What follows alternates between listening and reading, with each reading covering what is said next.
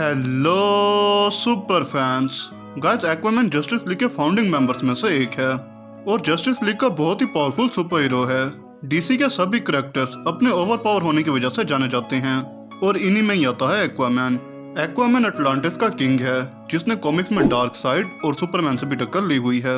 But क्या Aquaman इतना powerful है कि वो एमसीयू के गॉड ऑफ थंडर थोर की बराबरी कर सके? थोर जो कि एमसीयू का सबसे पावरफुल सुपर हीरो है, एक ऐसा सुपर हीरो जिसने अपनी पावर से प्लैनेट्स को डिस्ट्रॉय किया हुआ है, यूनिवर्स के पावरफुल बींग्स को ओवर पावर किया हुआ है। तो क्या इतने पावरफुल सुपर हीरो को एक्वामैन टेक डाउन कर सकता है? तो इस वीडियो में हम किंग ऑफ एटलांटिस एक्वामैन का कंपैरिजन करने वाले हैं गॉड ऑफ थंडर थोर से, जहां हम इन दोनों के कॉमिक वर्जन्स को भी लेंगे और फिर लास्ट में हमें पता चलेगा कि ये दोनों सुपर हीरोज एक दूसरे के सामने कहां स्टैंड करते हैं। तो बिना मछलियों से बातें किए चलिए शुरू करते हैं।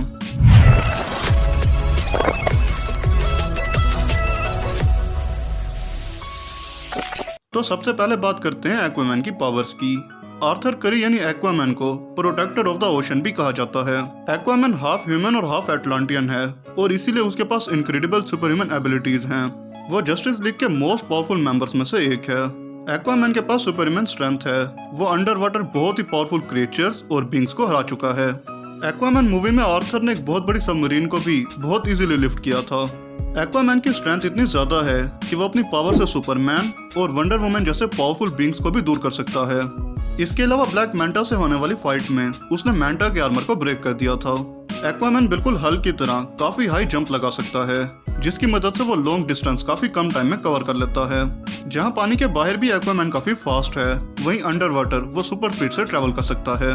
एक्वामैन के पास ट्राइडेंट ऑफ एटलन है जो कि बहुत ही पावरफुल वेपन है, बट इसकी पावर्स हम आगे डिटेल में डिस्कस करेंगे।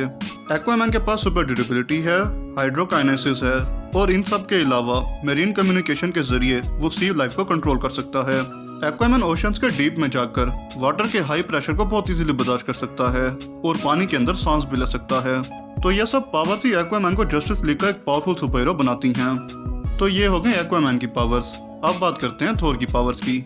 तो थोर की पावर्स मैंने बहुत बार अपने वीडियोस में काफी डिटेल में एक्सप्लेन की हैं और आप सब भी थोर की सभी पावर्स के बारे में जानते हो, इसलिए ज्यादा डीप में ना जाते हुए मैं थोर के उन बड़े फीट्स को मेंशन कर देता हूँ जो कि थोर ने मूवीज और कॉमिक्स में अचीव किए हैं।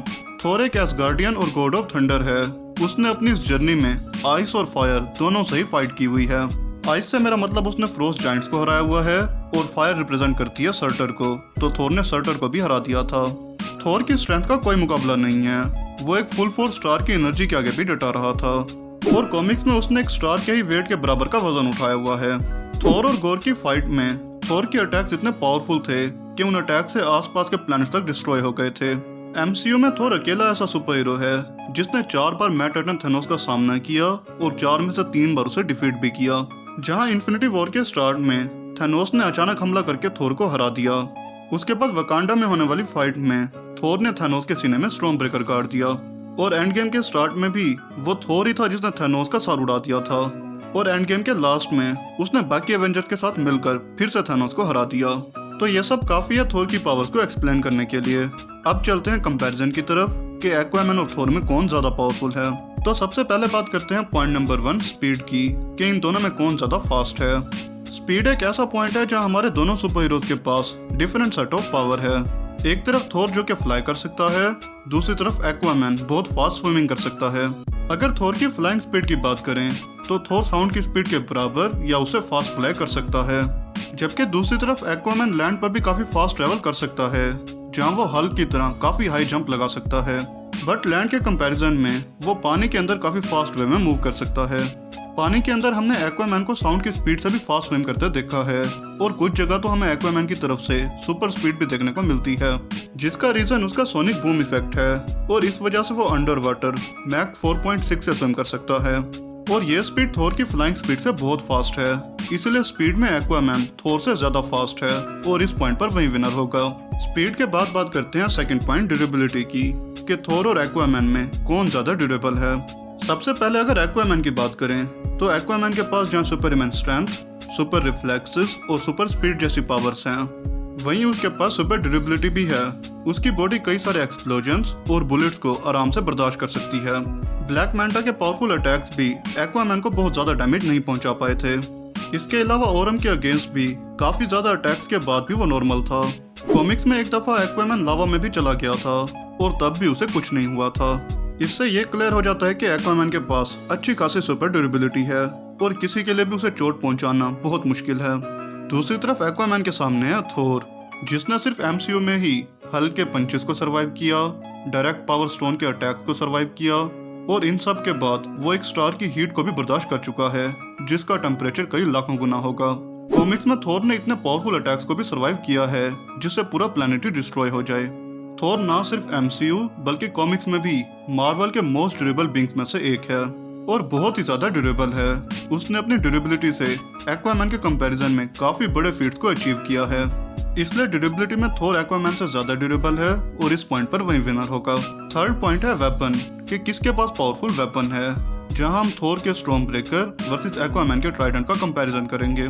इस वीडियो में हम म्योनिर को नहीं लेने वाले, क्योंकि एमसीयू की करंट टाइमलाइन में स्टॉर्म ब्रेकर ही थोर का मेन वेपन है। स्टॉर्म ब्रेकर को उरू मेटल से बनाया गया है। इस वेपन के बारे में इत्री ने खुद कहा था कि एसगार्ड की हिस्ट्री का सबसे स्ट्रॉन्ग वेपन है। स्टॉर्म ब्रेकर सारे इन्फिनिटी स्टोन्स के आगे भी टिका रहा था। थोर ने इसकी मदद से ही थैनोस को मार दिया था। थोर इसकी मदद से बाइफ्रोस्ट को समन कर सकता है। स्टॉर्म ब्रेकर थोर की पावर्स को बढ़ाकर प्रोजेक्ट करता है। अब अगर बात करें ट्राइडेंट ऑफ एटलन की, तो ये वेपन पहले किंग ऑफ एटलन को मिला और उसके बाद एक्वामैन को। इस ट्राइडेंट को सिर्फ एटलांटिस का सच्चा वारिस ही यूज कर सकता है। इस ट्राइडेंट की हेल्प से एक्वामैन सी लाइफ को पूरी तरह से कंट्रोल कर सकता है और ओशन का मास्टर बन जाता है। इस ट्राइडेंट की हेल्प से लाइटनिंग को भी क्रिएट किया जा सकता है। एक्वामैन ने इसी ट्राइडेंट को यूज करते हुए डार्क साइड को भी डैमेज पहुंचाया था और टेक्टोनिक प्लेट्स को मूव किया था। और जिसके पास भी ये वेपन होगा वो एटलांटिस के 7 किंगडम पर रूल कर सकता है। तो अब इन दोनों वेपन्स में कौन सा वेपन ज्यादा पावरफुल है? अगर हम सिर्फ मूवीज को देखें तो थोर का स्टॉर्म ब्रेकर ही हमें ज्यादा पावरफुल नजर आता है, क्योंकि वो इन्फिनिटी स्टोन्स की पावर्स के आगे भी डटा रहा था। लेकिन अगर कॉमिक्स को देखें तो इधर गेम बिल्कुल चेंज हो जाती है। कॉमिक्स में स्टॉर्म ब्रेकर बिल्कुल भी ट्राइडेंट की टक्कर का वेपन नहीं है, बट यहाँ एक फैक्ट है कि स्टॉर्म ब्रेकर कॉमिक्स में थोर का वेपन है ही नहीं, वो बीटा रे बिल के पास होता है और इसीलिए स्टॉर्म ब्रेकर वर्सेस ट्राइडेंट में ट्राइडेंट ही ज्यादा पावरफुल वेपन है और इस पॉइंट पर एक्वामैन विनर होगा। फोर्थ पॉइंट है एक्सपीरियंस। तो फाइटिंग एक्सपीरियंस में थोर एक्वामैन से काफी ज्यादा आगे है, सिर्फ मूवीज में ही नहीं बल्कि कॉमिक्स में भी। एमसीयू में भी जहां थोर की एज 1500 साल बताई जाती है, वहां भी थोर के पास अच्छा खासा फाइटिंग एक्सपीरियंस है। 9 रियल्स में पीस लाना हो या फिर एवेंजर्स के साथ मिलकर यूनिवर्स को बचाना हो, थोर मूवीज और कॉमिक्स हमेशा ही फाइट में रहा है। उसकी एज भी एक्वामैन की एज से ज्यादा है और उसके पास फाइटिंग एक्सपीरियंस भी एक्वामैन से ज्यादा है। थोर 1000 ऑफ फाइट्स लड़ चुका है अपनी लाइफ में, इसलिए वो मार्वल यूनिवर्स के मोस्ट एक्सपीरियंस्ड कैरेक्टर्स में से एक है। तो इस तरह अब तक 2-2 पॉइंट्स के साथ थोर और एक्वामैन बराबर जा रहे हैं। अब बात करते हैं लास्ट पॉइंट स्ट्रेंथ की, और जो इस पॉइंट पर विन होगा वही आज के कंपैरिजन का विनर होगा। एक्वामैन ने डीसीयू में अपनी स्ट्रेंथ से एक सबमरीन को लिफ्ट किया था, अपने भाई ओरम को हरा दिया था और जस्टिस लीग मूवी में बाकी सुपर हीरोज के साथ मिलकर उसने स्टेपनवुल्फ को भी हरा दिया था। कॉमिक्स में एक्वामैन के पास मैजिक को ब्लॉक करने की पावर है, वो फोर्स फील्ड को क्रिएट कर सकता है और अपनी स्ट्रेंथ से प्लैनेट्स की टेक्टोनिक प्लेट्स को हिला चुका है। अपने ट्राइडेंट से डार्क साइड की आंख निकाल चुका है। एक्वामैन का ट्राइडेंट मैजिक गेट्स तक को भी ओपन कर सकता है। अपनी स्ट्रेंथ से उसने सुपरमैन और वंडर वुमन जैसे पावरफुल कैरेक्टर से भी टक्कर ली हुई है। अब बात करते हैं थोर की, तो गॉड ऑफ थंडर थोर की स्ट्रेंथ का कोई कंपैरिजन ही नहीं है। वो 1000 ऑफ टन्स को बहुत इजीली लिफ्ट कर सकता है और कॉमिक्स में उसने ऐसा किया भी है। थोर मार्वल के स्ट्रॉन्गेस्ट बीइंग में से एक है। गॉड ऑफ थंडर होने की वजह से वो लाइटनिंग को क्रिएट और मैनिपुलेट कर सकता है। अपनी स्ट्रेंथ से उसने बहुत बार हल्क को ओवरपावर किया है और स्कोविया को डिस्ट्रॉय किया है। और एक्वामैन के कंपैरिजन में थोर के पास ही ज्यादा स्ट्रेंथ है और इस पॉइंट में भी थोर ही विनर होगा। तो गाइस, एक्वामैन के कंपैरिजन में थोर के पावरफुल मूवमेंट्स काफी ज्यादा हैं। एक्वामैन डीसी के पावरफुल सुपर हीरोज में से एक है, बट थोर मार्वल यूनिवर्स का बहुत बड़ा कैरेक्टर है, जो कि अपनी नॉर्मल फॉर्म में भी मार्वल यूनिवर्स के किसी भी बड़े कैरेक्टर को अच्छी खासी टक्कर दे सकता है। इन सब के अलावा थोर मार्वल का एक गॉड है और एक्वामैन को डीसी का एक डेमीगॉड माना जाता है। इसीलिए थोर ही एक्वामैन से ज्यादा पावरफुल है और आज के कंपैरिजन का विनर भी है। बाकी आप कमेंट में बताएं कि इन दोनों में से विनर किसे होना चाहिए था। तो बस इस वीडियो में इतना ही। मुझसे अगर कोई डिटेल रह गई हो तो कमेंट में ज़रूर बताएं। वीडियो अगर पसंद आई हो तो वीडियो को लाइक, शेयर और चैनल को सब्सक्राइब करना मत भूलना। मिलते हैं नेक्स्ट वीडियो में।